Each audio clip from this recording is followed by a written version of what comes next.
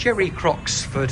Hello, sir. Walthamstow dog punting royalty. Well, Walthamstow I think royalty. just Walthamstow's finest Yes. would do fine. I think that in Walthamstow, the local ladies, if they can't marry a footballer, they marry a broker. If they can't marry a broker, they marry a drug dealer. And if they failed there, then they got you. Yes, absolutely. There we go. So you're in the top echelons. Now, are you ready for your top 10? I sure am. Who inspires you, Jerry? Because you're a man of real energy and you inspire others. Who inspires you? I don't know. I mean, that's a tough question. What type of person? I'm a little bit political as I've got older, so I do follow politics a lot more than I used to. It used to just be something that was throwaway, something that my dad used to watch, and I used to think, oh, that's so boring. But as I've got older, politics does inspire me a little bit. So I'd have to say, although this is not the question you asked me, someone I'd love to meet, it'd have to be Nigel Farage, one of my heroes. I'm going to arrange that. I'm going to get him in. I just missed last time when I wasn't well. Now, who was your first mentor in becoming a greyhound racing judge and pro punter? Right, so I started fairly young looking up to people. So when I was, say, 16, when I first started going to the dogs, there was Vic Harmon was renowned as the best judge at Walthamstow, betting on dog racing. You had Alan Isherwood, then you had open race judges like Georgie Brown.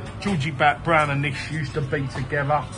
And then I had a break from dog racing because my dad passed away, and I went to work for a while, and then I got back into it because I loved it.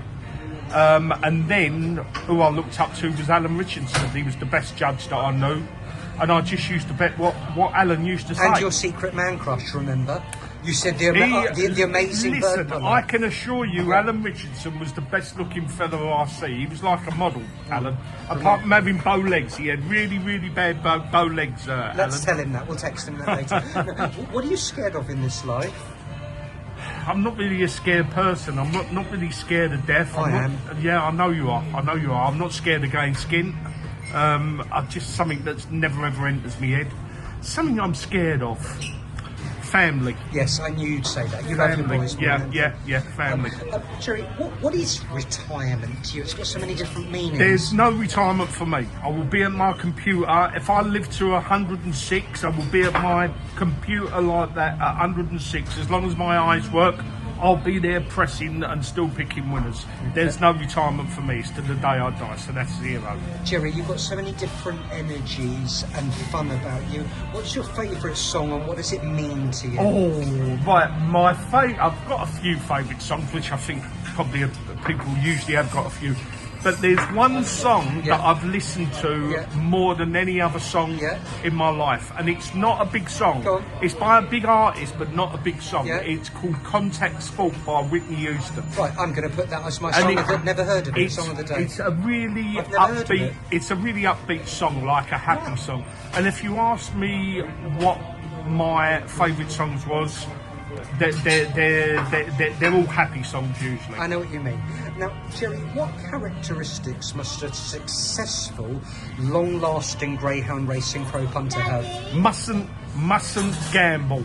The most important thing is not to gamble. When I've finished my work, I pull my laptop down. That's not literally, but I just walk away from my laptop and that's it. There's no more.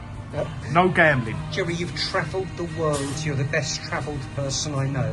Where would you... I'm not going to ask where you haven't been because you've been everywhere. Where would you recommend to somebody who's saving up for a holiday? Where's the best? Sorry. Yes, I've been everywhere. I've been to the Maldives. I've been to the Caribbean.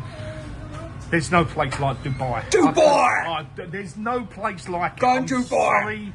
I love Dubai. If there was only one place I could go, it'd be Dubai. Okay, you're a Londoner. Where's your place in London is my place. No, I know it's, anywhere. but where is, Anywhere but and where are everywhere. you most, just walking around anywhere? London, Okay. just going to... Looking at Big Ben, driving through the West End, being in the East End, anywhere I love all of it. Great answer. Jerry, what can you cook? I know you can. Everything. Best dish? My favourite meal is steak, potatoes and greens. I know it's very, very simple. Can also cook a good shepherd's pie. And you do excellent homemade fish and chips. Yep. Fish and chips. I'd say your fish and chips Yeah, is I'm the a best. very good cook. My mum died when I was 10, so that's the reason that I'm a good cook. I had to cook.